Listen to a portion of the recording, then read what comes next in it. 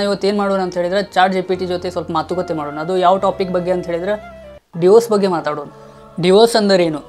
Divorce ಅಂದರೆ ವಿವಾಹವನ್ನು ಮುಚ್ಚಿ ಹಾಕುವುದು, ವಿವಾಹ ಸಂಬಂಧವನ್ನು ಕಾನೂನುವಾಗಿ ಭಂಗ ಮಾಡುವುದು. ಇದರಲ್ಲಿ ದಕ್ಷಿಣೆ, ಆಸ್ತಿ ವಿಂಗಡಣೆ, ಮಕ್ಕಳ ಹಕ್ಕುಗಳು ಇತ್ಯಾದಿ ವಿಷಯಗಳನ್ನು ಸಹ ಸಮಾಲಿಸುತ್ತಾರೆ.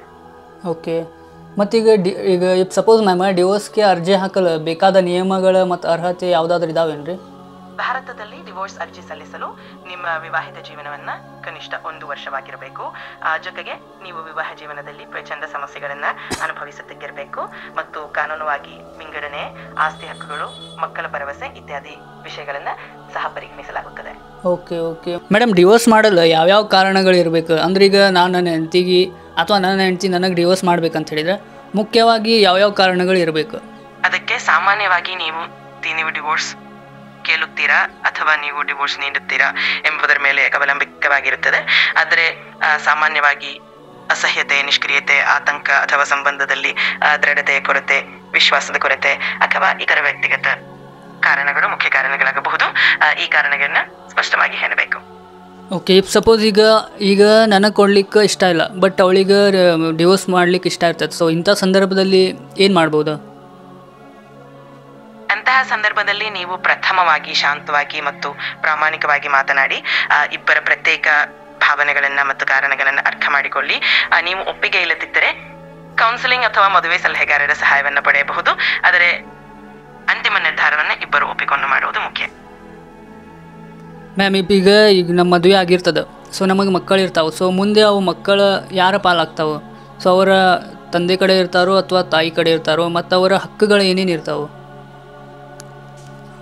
ಮಕ್ಕಳ ಪೋಷಣೆ ಯಾರು ಮಾಡಲಿ ಎಂಬುದನ್ನ ತೀರ್ಮಾನಿಸಲು ಮಕ್ಕಳ ಭಲೆ, ಅವರ ಸೂಕ್ತ ಆರೈಕೆ ಮತ್ತು ಅವರ ಕಲ್ಯಾಣವನ್ನ ಗಮನದಲ್ಲಿ ಇಟ್ಟುಕೊಳ್ಳಲಾಗುತ್ತದೆ.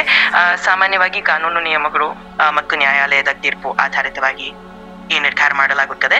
ತಾಯಿಯವರಿಂದ ಅಥವಾ ತಂದೆಯವರಿಂದ ಮಕ್ಕಳ ಪೋಷಣೆ ಮಾಡಬಹುದು, ಆದರೆ ಮಕ್ಕಳ ಹಕ್ಕುಗಳು ಸಮಾನವಾಗಿರುತ್ತವೆ ಮತ್ತು ಅವರ ಅಭಿವೃದ್ಧಿಗೆ ಸೂಕ್ತ ವಾತಾವರಣ ಕಲ್ಪಿಸುವುದೇ ಮುಖ್ಯ. ಮ್ಯಾಮ್, ಈಗ ಡಿವೋರ್ಸ್ನಲ್ಲಿ ಅನುಭವಿಸಬೇಕಾದ ಮಾನಸಿಕ ಹಾಗೂ ಸಾಮಾಜಿಕ ಪರಿಣಾಮಗಳೇನು?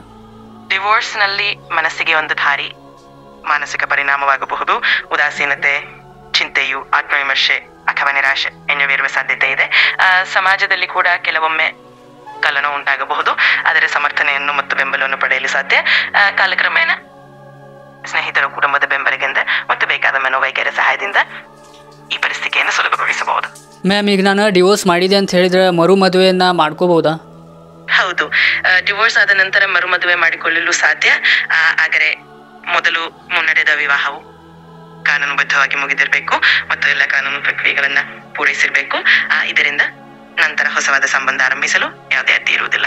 ಮ್ಯಾಮ್, ಈಗ ಡಿವೋರ್ಸ್ ಬಗ್ಗೆ ಸ್ವಲ್ಪ ಜನರಿಗೆ ತಪ್ಪು ಕಲ್ಪನೆಗಳಿದಾವೆ, ತಪ್ಪು ಏನಂದ್ರೆ ಮಾಹಿತಿಗಳಿದಾವೆ. ಸೊ ನಿಮ್ಮ ಪ್ರಕಾರ ಏನಂತೀರಿ ನೀವು? ಡಿವೋರ್ಸ್ ಬಗ್ಗೆ ಕೆಲವೊಮ್ಮೆ ತಪ್ಪು ಕಲ್ಪನೆಗಳು ಇರಬಹುದು. ಉದಾಹರಣೆಗೆ ಅದು ಸಂಪೂರ್ಣ ವಿಫಲತೆ ಸಂಕೇತ ಅಥವಾ ಆತ್ಮವಿಮರ್ಶೆ ಕೊರತೆ ಎಂದು ಭಾವಿಸಬಹುದು. ಆದರೆ ಡಿವೋರ್ಸ್ ಒಂದು ನಿಖರವಾದ ನಿರ್ಧಾರ ಮತ್ತು ಇದರಿಂದ ಎಲ್ಲ ಪಾತ್ರದವರಿಗೆ ಶಾಂತಿ, ಸುಖ ಮತ್ತು ಉತ್ತಮ ಭವಿಷ್ಯ ಸಿಕ್ಕಬಹುದು. ಹೀಗಾಗಿ ಈ ನಿರ್ಧಾರವನ್ನ ಸಕಾರಾತ್ಮಕವಾಗಿ ನೋಡಬೇಕು. ಮ್ಯಾಮ್, ಈಗ ಸಪೋಸ್ ಈಗ ಡಿವೋರ್ಸಿಗೆ ಅಪ್ಲೈ ಮಾಡಿದೆ ಅಂತ ಹೇಳಿದ್ರೆ ಎಷ್ಟು ದಿನದ ನಂತರ ನನಗೆ ಡಿವೋರ್ಸ್ ಸಿಗ್ಬೋದು? ಭಾರತದಲ್ಲಿ ಪರಸ್ಪರ ಸಮ್ಮತಿ ಡಿವೋರ್ಸ್ ಅರ್ಜಿ ಸಲ್ಲಿಸಿದ ನಂತರ ಮೊದಲ ಹಂತದಲ್ಲಿ 6 ತಿಂಗಳ ನಿರೀಕ್ಷಣೆ ಅವಧಿ ಇರುತ್ತದೆ. ಆ ಬಳಿಕ ಸುಮಾರು 18 ತಿಂಗಳೊಳಗೆ ನೀವು ಡಿವೋರ್ಸ್ ಆದೇಶವನ್ನ ಪಡೆಯಬಹುದು. ಹೀಗಾಗಿ ಇದರಲ್ಲಿ ಕೆಲವು ಸಮಯ ಬೇಕಾಗುತ್ತದೆ. ಮ್ಯಾಮ್, ಅದರ ಮೊದಲು ನಾವು ಬೇರೆ ಮದುವೆನ ಮಾಡ್ಕೊಳ್ಳಿಕ್ಕೆ ಆಗೋದಿಲ್ಲ?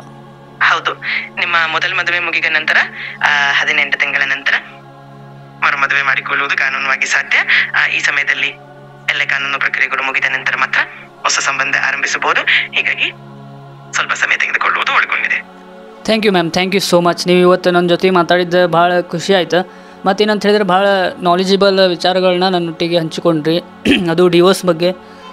Thank you ma'am, thank you so much. ನೀವು ಹೇಳಿದ್ದು ಕೇಳಿ ಬಹಳ ಸಂತೋಷವಾಯಿತು. ನಿಮಗೆ ಸಹಾಯ ಮಾಡಿದ್ದು ನನಗೆ ಸಂತೋಷ. ಇಂಥ ಹೆಚ್ಚಿನ ಪ್ರಶ್ನೆಗಳಿದ್ದರೆ ಯಾವಾಗಲೂ ಕೇಳಬಹುದು. ನಿಮ್ಮ ದಿನ ತುಂಬಾ ಚೆನ್ನಾಗಿರಲಿ. ಓಕೆ ಮ್ಯಾಮ್, ಬಾಯ್ ಮ್ಯಾಮ್, ಬಾಯ್. ಬಾಯ್. ನಿಮ್ಮ ದಿನ ಸುಂದರವಾಗಿರಲಿ. ಮತ್ತೆ ಮಾತಾಡೋಣ.